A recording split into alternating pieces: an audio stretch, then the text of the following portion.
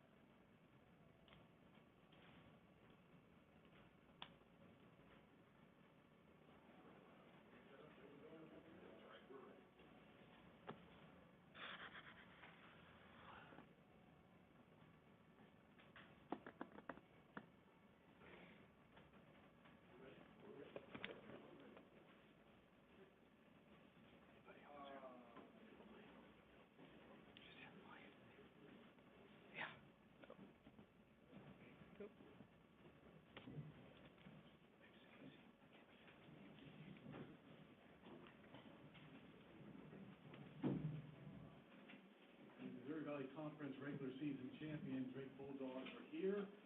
Bennett Sturts and Isaiah Howard represent the student body. Head coach Ben McCollum's in the middle. We're going to ask Ben to make a statement on the game, and then we will have questions for all three of the Bulldogs on the dot. Ben, please. First off, obviously, congrats to Southern Illinois. Coming into the game, we knew that they were very physical, very athletic, played extremely hard, and they've been playing really well. Particularly start the game, I thought they'd had us on our heels. I thought about 8 to 10 minutes in, we were able to flip that a little bit. As our offense was clicking, we were then able to get a bunch of O-boards, and that kind of got us going. We played different lineups. Obviously, Dan in foul trouble hurt us quite a bit, but it's a good win. Proud of our guys, proud of our kids. I need to be pretty this time of year. It just needs to be a win, and so now you got an opportunity to play one game, and that's what we're looking forward to. Thank you. Questions?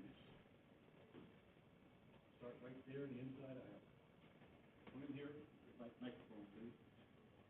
The question's for Isaiah. Isaiah, today you shattered your career halftime and ended the game with 21 points. This is coming off a dominant overtime performance against Missouri State as well to end the regular season. What was different about this game today in terms of mental performance? Was there something different before the game that you did in preparation? I don't think there's a difference in any game. It's the same game. Basketball is basketball. But obviously it's a conference tournament, so it's a little bit bigger than just a regular season game.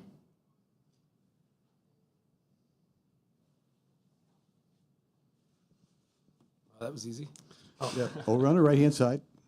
Can you just build on that of does it build up your confidence now being able to have a performance like that on a big stage? Yeah, it feels good to score, obviously, to see the ball go through the net. But it doesn't change. The crowd's the same. Basketball's the same. Just a bigger stage, really. The lights were brighter. It felt good, more energy. So I was ready to play today. The game was exciting. Right-hand side, gentlemen. For Coach, how important is it to get that bench production as you start 3 games in 3 days? Yeah, I mean, we don't view it as that. Our big thing is one day, one game. That's all you have. And so I think a lot of people say, oh, you got to play 3 games in 3 days. It's like, well, not necessarily. You got to play one game. And then once you get past one game, then you get another game. And so obviously the bench was productive. We are a lot fresher. Dan played very limited minutes, 13 minutes. He's used to playing a ton. And the rest really didn't play. I mean, Bennett didn't play hardly at all. He only played 38 minutes and 38 seconds. So he got a big-time rest. I feel great. He should be completely fresh. So we're totally fresh right now. No, it's good.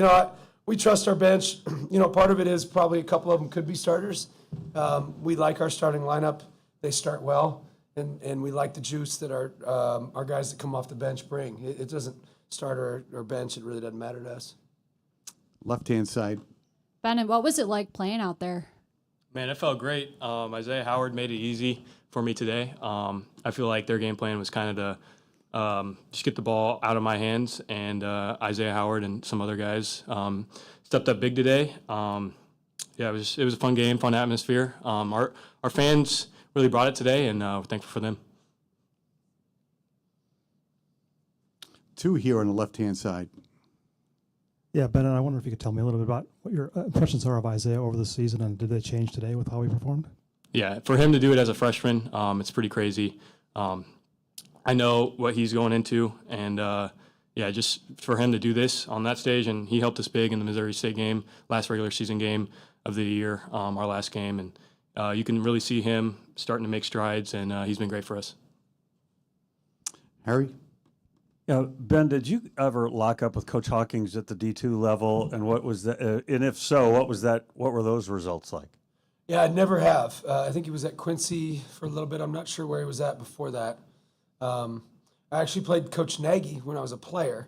He was at South Dakota State, and he came down to Northwest Missouri State, and I think we beat him. I don't know how much I played. I might have been a GA at the time. I don't know.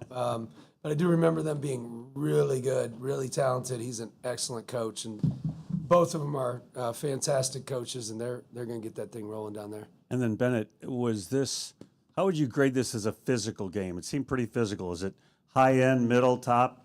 How would you rate it? It was pretty average. We had to grind this game out, and we knew that coming into it.